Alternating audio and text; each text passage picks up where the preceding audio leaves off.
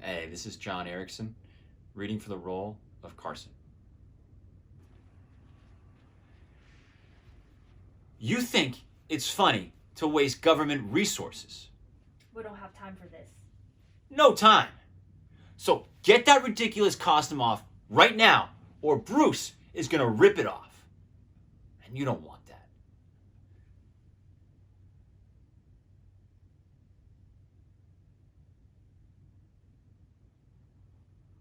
What?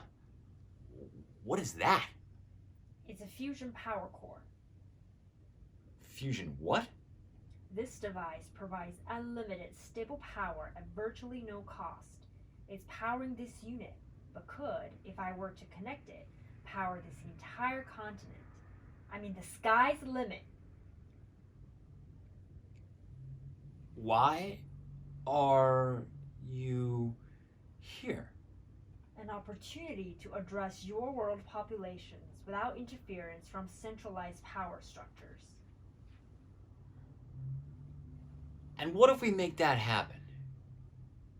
You'll give us that device?